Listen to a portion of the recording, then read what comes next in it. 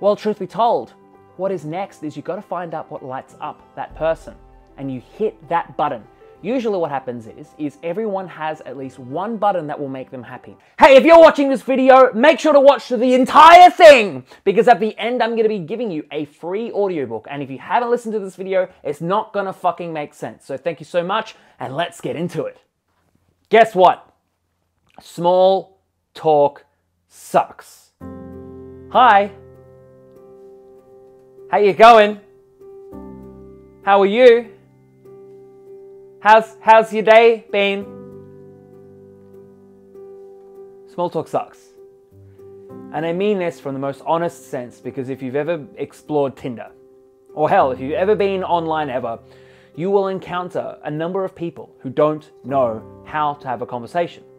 So they resort to small talk. Hi, how are you? How's your day going? Now, small talk itself isn't bad, right? It isn't bad. But when people rely on it, it tends to get in the way. In this video, we're going to be talking about small talk and what I really like to introduce, big talk, and how to use both, because small talk by itself is boring and big talk by itself is unrelatable, so we bring the two together. But 3 ways how to use conversations to be absolutely irresistible to your partner. Because, truth be told, right? Texting, what is that about? That's about conversations. Something like this. This is a conversation. We are constantly having conversations. And truth be told, what I like to think, if you were to think is there one thing that a relationship is based off, right? It might be communication, it might be love, might be whatever. But this conversation ability that we have, the ability to express ourselves, is what I like to consider to be the fucking God particle, the pinnacle, the metric in which a relationship is done. Because you could say, oh, but we're going on a holiday. Isn't that a conversation? Or you could consider it a conversation that you are going on an adventure together. So in this video, we're going to be talking about 3 ways in which you can use conversation to not only become more attractive, but to create a relationship that you not only want, but you deserve. So, tip 1. So, tip 1, if you actually want to get good at conversations and learn how to actually make them or work to your advantage, we have to sort of figure out why people actually start conversations. Or better yet, how to start a conversation in the most powerful way. And this comes down to actually, instead of starting a conversation, we want to consider it continuing a conversation. For example, if you see someone that you like, for example, and or in a bar or in whatever, or online or offline or whatever, the best conversation that you can create or start is not to start a conversation, hi, how are you? Because that's where a lot of people have a lot of preconceived ideas, where we're worried about what to say. Instead, I want you to consider continuing a conversation. What about them has had a thought inside your head? For example, it might be an outfit, might be the way that they smile, move, dance, talk. They might remind you of something, or you might want to compliment in something. Generally speaking, continuing a conversation is a lot more easier and a lot more profound and a lot more impactful and a lot more attractive than actually starting a conversation, because starting a conversation tends to have a lot of problems related to it. Especially if you're someone who is shy, you might consider starting a conversation to be a lot hard.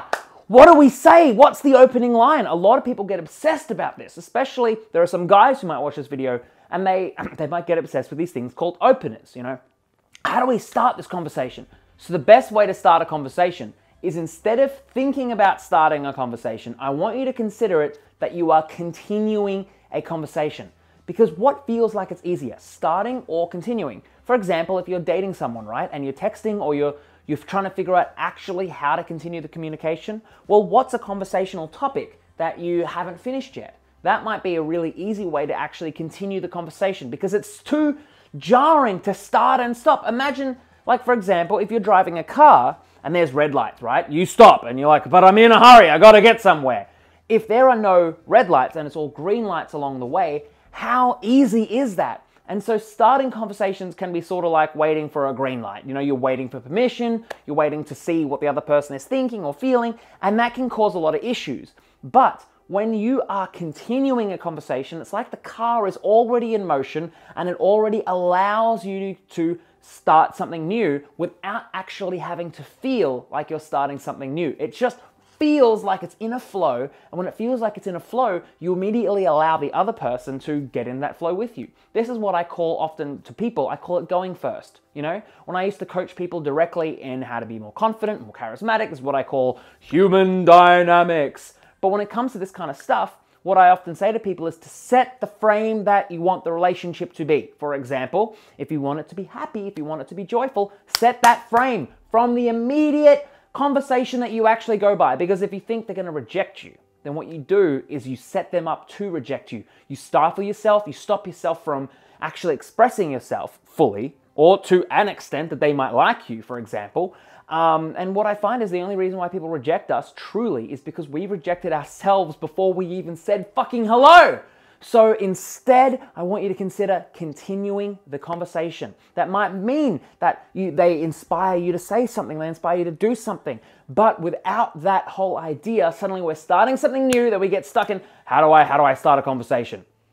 Hi, what's up? But what's more profound is, hi, I've been thinking about this thing and how you said that, or you look like this and it made me think of that. So that's one really easy way to make conversations under your control. Now, number two is, all right, so now that we've considered how to start a conversation, which is really continuing the conversation, how do we make conversation more attractive? You know what I mean? How do we get someone attracted to us via a conversation? How do we become more irresistible?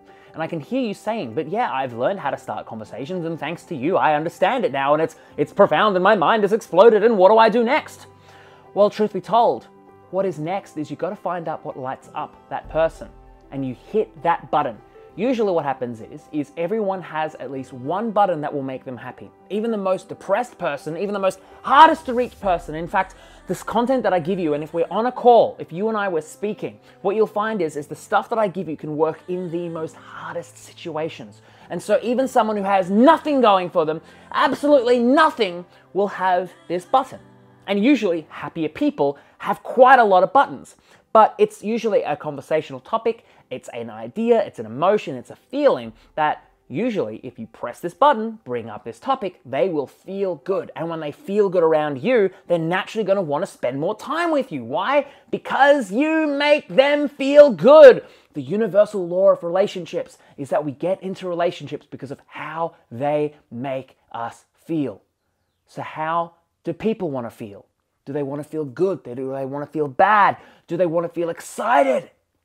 Most people want to feel happy or accepted or feel safe. So if you learn how to press those buttons, they'll naturally be able to feel that around you. A good majority of the time, what we do is we're more worried about, what we want rather than what the other person wants. And that's a huge thing that I often help with people. We have to recognize that what we want, sure, that's good, right?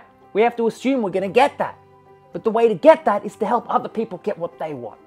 Happiness, joy, whatever. And the best relationships is two people doing the same thing, giving, right? Giving to each other in a way that we are giving in a way that we know that we're going to get in return anyway, and it does not matter. That's what we call a collaborative relationship. Now, number three, because I know what you're about to think next. Number three. Number three is very simply, learn how to be happy yourself. Because you can't make someone else happy if you don't know how to be happy yourself. And if you're relying on someone else to make you happy, this is the real big thing, right? It's a really big thing. If you're relying on someone else to make you happy, that's not a bad thing. But what I find most people do is that as soon as that other person stops doing the things that they were doing before, it drives us insane. We lash out, we attack. I often attributed, often when I've joked with people I'm working one-on-one with, I often say that I'm sort of like a drug dealer. I'm teaching them how to get the drugs from their partner, but sometimes we have to learn how to give it to ourselves. One of the best gifts you can give other people is learning how to be happy yourself, because when that's your standard, right? And if the relationship or the conversation, or whatever, is making you unhappy, you're going to do everything within your power to fucking bring it up there. Now, if we're working one-on-one, that's what I often find myself doing with people accidentally. I accidentally find, because I'm a big fan of unconditional happiness, I accidentally teach it to people. everyone that I'm around, everyone that I'm with, even my family, my friends. It's the biggest gift that you can give someone. And if someone's not ready for it, if they're not ready for it, they're going to tell you. They'll move away from you. But we can't need them in our lives. We have to want them in our lives, because that is the most attractive thing. Wanting someone, but not needing them. Now here's the thing. If you got a lot of value out of this, then you're going to definitely get a lot of value at the thing that I mentioned at the start of the video. And that is, I have a free new audiobook. It looks something like this.